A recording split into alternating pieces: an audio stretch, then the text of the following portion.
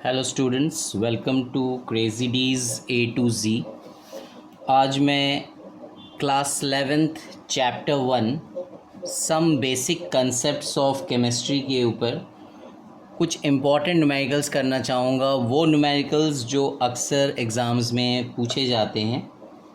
तो सबसे पहले मैं स्टार्ट कर रहा हूँ क्वेश्चन नंबर 1.3 से।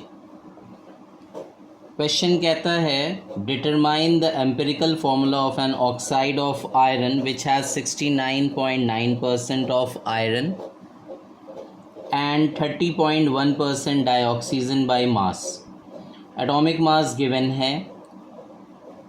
तो सबसे पहले यहाँ पे एम्पिरिकल फार्मूला निकालने के लिए मैं एक इजी वे आउट बताना चाहूँगा। एक आप टेबल बना लें। What are the elements given, उसके बाद है परसेंटेज, उसके बाद उसका एलिमेंट का atomic mass, then number of moles, simple ratio, और फिर आ जाता है सिंपलेस्ट होल नंबर रेशियो। तो सबसे पहले हमें क्या करना है, लेट्स सी द एलिमेंट्स कौन कौन से हैं। दो एलिमेंट्स दिए गए हैं, एक आयरन और एक ऑक्सीजन। आयरन हमें दिया गया है 69.9%, ऑक्सीजन है 30.1%। तो डेफिनेट सी बात है, इसका एटॉमिक मास हमें याद रखना है। आयरन का 56 होता है, ऑक्सीजन का 16 होता है। So what is the number of moles given mass by molar mass. तो 69.9 डिवाइडेड बाई 56 हो जाएगा, और यहाँ पे 30.1 डिवाइडेड बाई 16 हो जाएगा। So if we calculate it's coming around 1.25, और इस केस में अगर हम कैलकुलेट करेंगे तो लगभग 1.88 आ रहा है।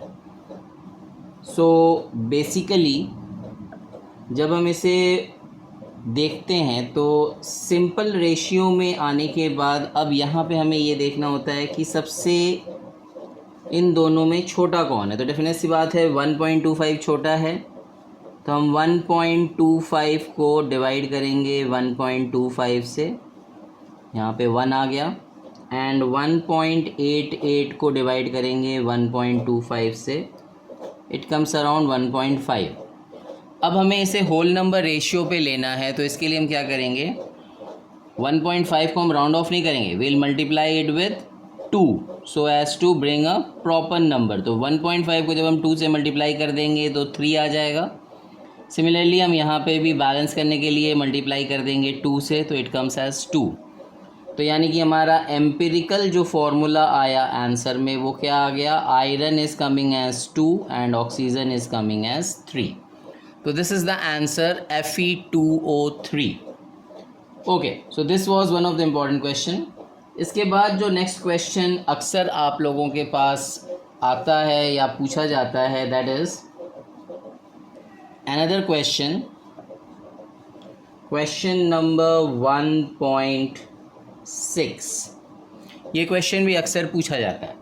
Now see, what is the question? Calculate the concentration of nitric acid in moles per liter in a sample which has a density 1.41 gram per ml and mass percent of nitric acid in it being 69%.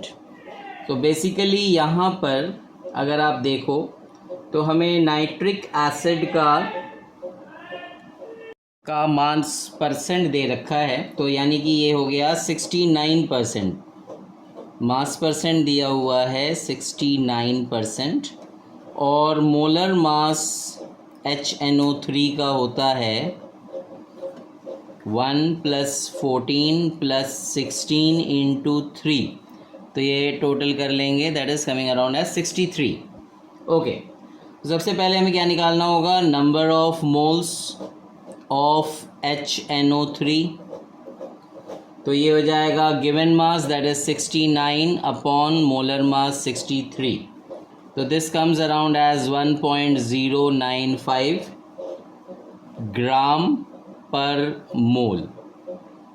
Okay, now what is given over here is कि volume of 100 gram nitric acid solution, तो volume of nitric acid solution given है around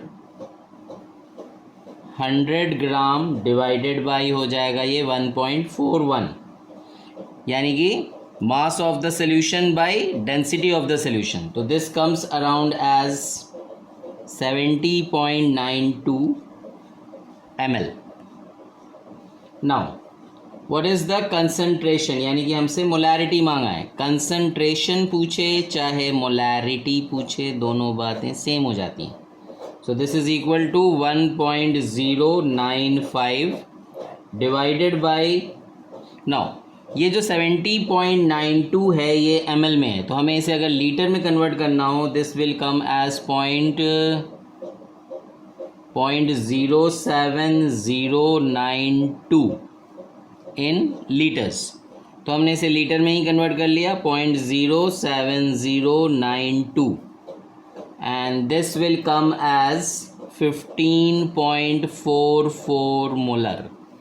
तो ये आ गया हमारा answer. This is the final answer that is coming. Okay, now let's see another question जो कि आपके पेपर में अक्सर पूछा जाता है, and this is the next question, question 1.7. Question क्या कह रहा है, how much copper can be obtained from 100 gram of copper sulphate. तो सीधा सा यहाँ पे हमें क्या करना है, first of all calculate the molar mass of copper sulphate. This will come as 63.5 plus 32 plus 16 into 4.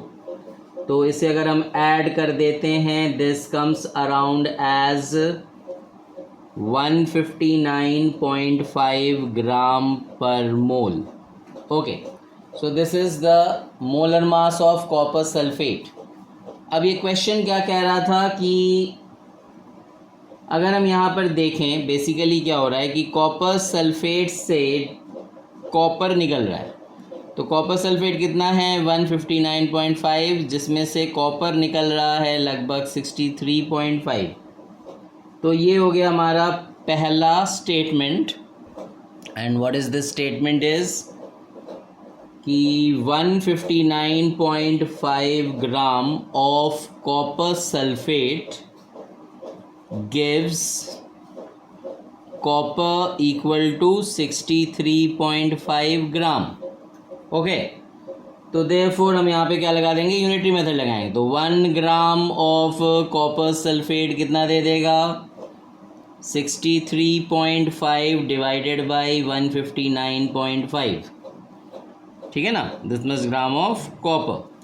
तो देयरफॉर हमसे कितना पूछा है 100 ग्राम, तो 100 ग्राम कॉपर सल्फेट में कॉपर कितना आ जाएगा, it will be 63.5 divided by 159.5 into 100 हो जाएगा, और ये लगभग आ जाएगा 39.81 ग्राम ऑफ कॉपर. तो ये इस तरह से हमारा क्वेश्चन 7 भी हमने कंप्लीट कर लिया. Now let's C one more important question जो कि अक्सर पूछा जाता है, that is the 11th question. So let's see what is the question saying. Okay, now here in this question the 11th question है what is the concentration of sugar. again the concentration word is coming, यानी कि फिर से molarity की बात किया जा रहा है. so what is the concentration of sugar. अब इस बार यहाँ पे sugar पूछा है, तो sugar होता है C12H22O11. ओके, ये शुगर का भी फॉर्मूला है, यही सुक्रोज का भी फॉर्मूला है, इसका ध्यान रखिएगा बच्चों.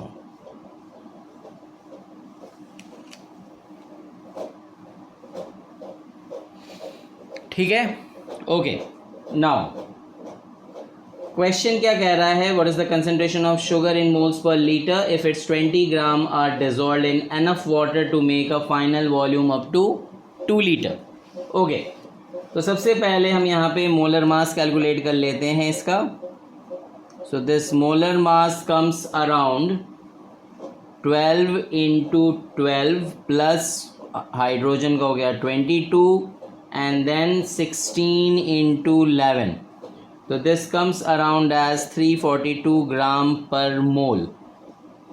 Okay, now let's calculate the number of moles. What is the number of moles coming? It is 20 as it is given divided by 342, that is molar mass. तो ये आ जा रहा है लगभग 0.0585 मोल्स के बराबर. Fine. Now let's find out the molar concentration. So what is the molar concentration? 0.0585 हमने moles निकाल ही लिया है, divided by the 2 litres given, तो this comes around as 0.0293 molars.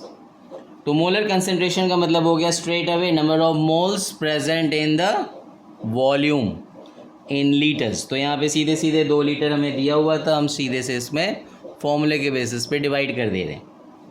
Okay fine.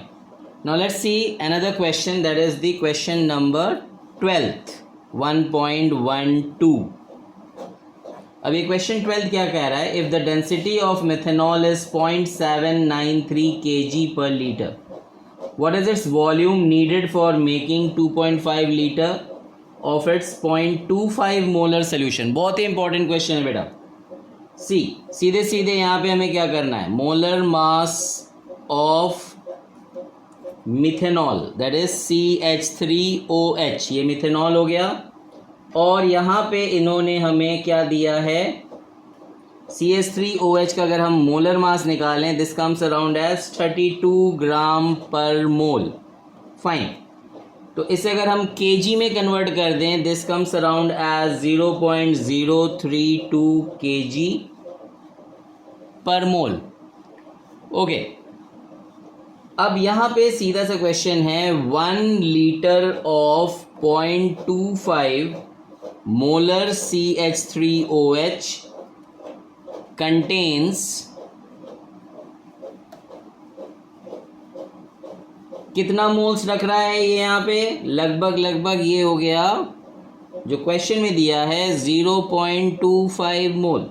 Okay fine, this much moles. Okay, now therefore 2.5 liter of 0.25 molar CH3OH, how much it will contain the moles?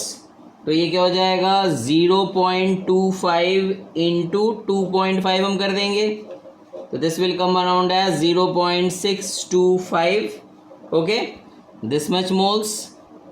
okay, now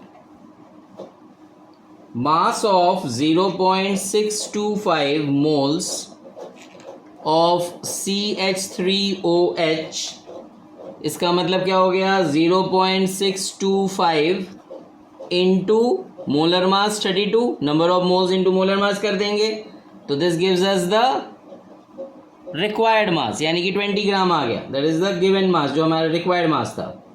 now density of CH3OH ये है 0.793 kg पर litre, और अगर हम इसे ग्राम में convert करना चाहें तो ये लगभग हो जाएगा 0.793 ग्राम पर सेंटीमीटर क्यूब. ठीक है. ओके, तो वॉल्यूम कितना रिक्वायर्ड है? अब हमारा मेन क्वेश्चन तो यही था, volume is equal to mass by density. Okay fine. तो सीधा सा हमारा यहाँ पे आ गया मास कितना हमने निकाला? 20 gram, right, divided by density that is 0.793, तो ये आ गया हमारा 25.22 मिलीलीटर. ओके, ठीक है. तो ये बहुत ही इंपॉर्टेंट क्वेश्चन था जो हमने सॉल्व कर लिया, एक बहुत ही important question. Now let's see the next question that is being regularly asked in the question paper, और वो क्वेश्चन है let me see. Okay, 24th question, 1.24.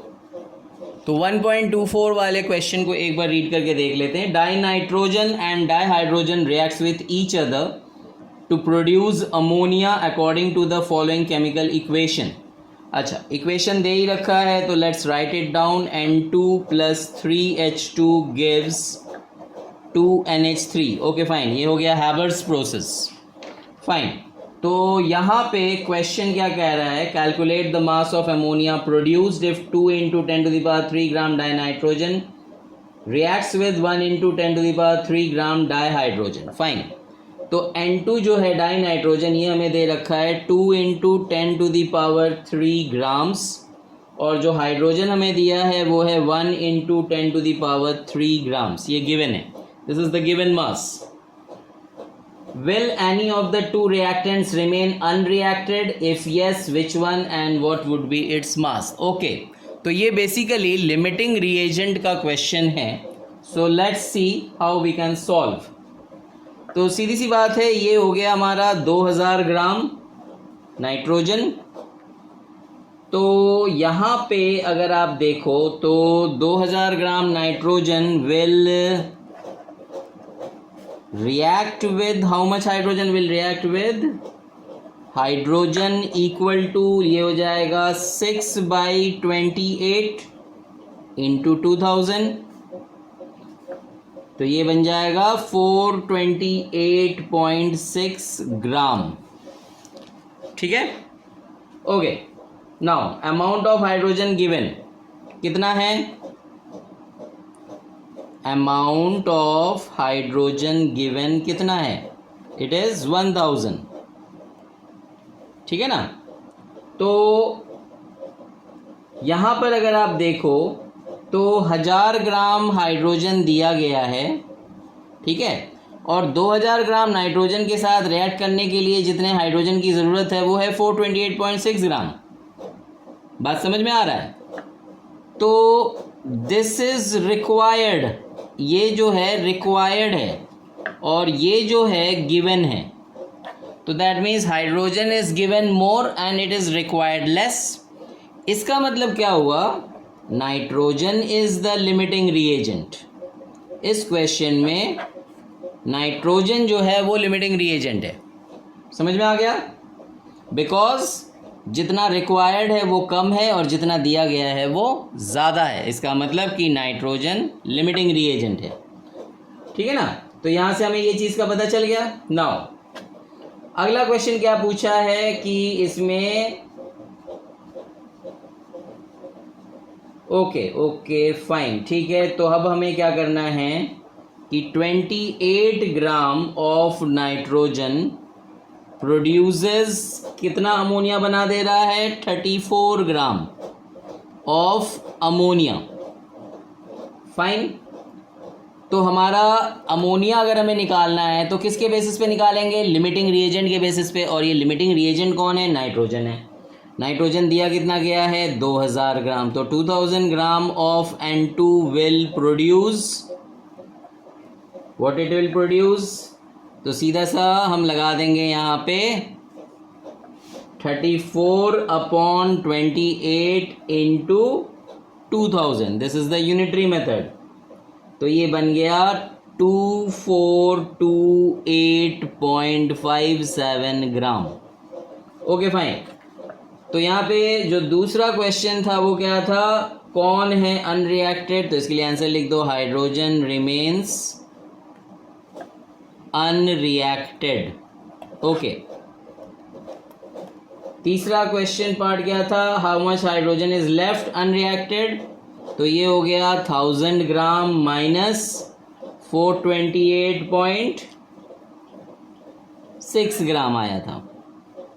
तो इसे अगर हम माइनस कर देंगे तो ये हमारा बचेगा 571.4 ग्राम. दिस इज द लेफ्ट और the remaining part of hydrogen. तो ये इस तरह से हमारा ये 24th क्वेश्चन सॉल्व होता है. This is another important question जिसे आपको समझना पड़ेगा और काफ़ी इम्पोर्टेंट क्वेश्चन है. ठीक है ना. Now one more interesting question जो कि अक्सर बच्चे कंफ्यूज हो जाते हैं, मैं इसको न्यू पेज पे ही कर देता हूँ. This is the 29th question 1.29. This is another important question that always comes in the paper. Calculate the molality of a solution of ethanol in water in which the mole fraction of ethanol is 0.040. तो basically mole fraction of ethanol क्या हो जाएगा, number of moles of ethanol divided by number of moles of ethanol plus number of moles of water. Now mole fraction of ethanol हमें दे रखा है 0.04 upon number of moles of ethanol हमें निकालना पड़ेगा divided by number of moles of ethanol plus number of moles of water. तो सबसे पहले हम number of moles of water निकाल लेते हैं. हमें ये पता है वाटर का कि 1 kg इज इक्वल टू 1000 ग्राम हो जाता है. 1 kg इक्वल टू 1000 ग्राम. तो number of moles of water के लिए क्या हो जाएगा, 1000 divided by moles molar mass water का 18. तो 1000 divided by 18 comes as 55.55 moles. Okay, तो 0.04 is equal to n moles of ethanol upon n moles of ethanol plus 55.55 हो गया. ठीक है, तो यहाँ से अगर हम इसे सॉल्व करें as n moles of ethanol तो ये आ जाएगा हमारा 0.04 into n moles of ethanol, है ना, प्लस 55.55 इंटू 0.04. तो this comes as n ethanol minus 0.04 n ethanol and this is equal to 2.222. तो ये हम सब्ट्रैक्ट कर दें तो ये बन जाता है 0.96 n ethanol equal to 2.222. Okay, now n moles of ethanol अगर हमें निकालना है तो this comes as 2.222 divided by 0.96 और ये सॉल्व करने पे आ जाता है 2.314. So this is the final answer that is we were calculating. ठीक है, तो ये भी एक इम्पॉर्टेंट क्वेश्चन है जो अक्सर पेपर में आता रहता है. Now let's see the next question that is always asked. और ये क्वेश्चन एक इम्पॉर्टेंट क्वेश्चन है जो कि आपने देखा होगा पेपर में अक्सर आता है, हाफ ईयरली में भी, एनुअल में भी, 11th क्लास के सभी स्कूल्स में. And this is 1.34. A welding fuel gas contains carbon and hydrogen only. Burning a small sample of it, oxygen gives 3.38 gram carbon dioxide, 0.690 gram water and no other products. A volume of 10 liter of this welding gas is found to weigh 11.6 gram. Calculate empirical and molar mass of the gas and the molecular formula. Okay, तो ये एक बहुत ही important question है जो अक्सर paper में पूछा जाता है. लेट्स सॉल्व इट आउट बिल्कुल सिंपल वे में. सबसे पहले क्या करेंगे, निकाल लेते हैं मास ऑफ कार्बन. तो कितना हो जाएगा भाई, 12/44 इंटू 3.38. तो ये बन गया 0.9218. ठीक है ना. तो ये मास ऑफ कार्बन कहाँ से निकाल रहे हैं, इन 3.38 ग्राम ऑफ CO2 से निकाल रहे हैं. ओके, फिर इसके बाद आता है अगला mass of hydrogen in 0.690 gram of water. तो ये कितना हो जाएगा, वाटर होता है 2/18 into 0.690 and this comes out as 0.0767 gram. Okay, तो हमने कार्बन और हाइड्रोजन दोनों निकाल लिया उसमें दिए हुए CO2 और वाटर से. अब ये जो दोनों कंपाउंड्स थे ये आपस में कंबाइन हो जाते हैं, तो total mass of the compound is 0.9218 plus 0.0767. So this comes out as 0.9985 ग्राम. ये आ गया हमारा total mass. Now let's calculate the percentage of carbon. कैसे निकलेगा? 0.9218 जो हमने निकाला था अपॉन टोटल मास 0.9985 इंटू 100 कर दो. परसेंट निकाल रहे हैं ना, तो ये बन जाएगा 92.32. फाइन. अब निकालते हैं परसेंटेज ऑफ हाइड्रोजन. हाइड्रोजन के लिए गिवन मास कितना निकाला था हमने? 0.767 डिवाइडेड बाई 0.9985 इंटू 100, और ये आएगा लगभग 7.68. Okay fine. अब मैंने अभी थोड़ी देर पहले आपको एक एम्पिरिकल फॉर्मूला निकालते टाइम एक टेबल सिखाया था. दोबारा से उसी टेबल को बना लेते हैं. Element, percent, atomic mass, moles, simple ratio, और फिर आ जाता है सिंपलेस्ट रेशियो. ओके. एलिमेंट क्या क्या हैं? दो हैं, कार्बन और हाइड्रोजन. अब इसका परसेंटेज कितना कितना हमने निकाल लिया? 92.32 और इस केस में 7.68. एटॉमिक मास इसका 12, इसका 1. नंबर ऑफ मोल्स निकाल लेते हैं. 92.32 डिवाइडेड बाई 12 और ये हो जाएगा 7.68 डिवाइडेड बाई 1. तो इसका आ जाएगा नंबर ऑफ मोल्स 7.69 और इसका आ गया 7.68. तो दोनों ही केसेस में सिंपल रेशियो आ गया 1:1. तो सिंपलेस्ट रेशियो में भी कुछ नहीं करना, 1:1. That means empirical formula is CH. ठीक है ना. तो सीधे सीधे एम्पिरिकल फॉर्मूला आ गया CH. Now what is given?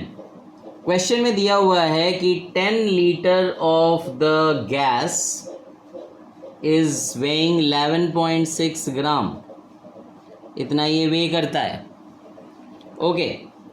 तो 10 लीटर 11.6 ग्राम वे करता है. तो therefore 22.4 litre of this gas will weigh 11.6 divided by 10 into 22.4 कर देते हैं. तो दिस कम्स अराउंड एज 25.9.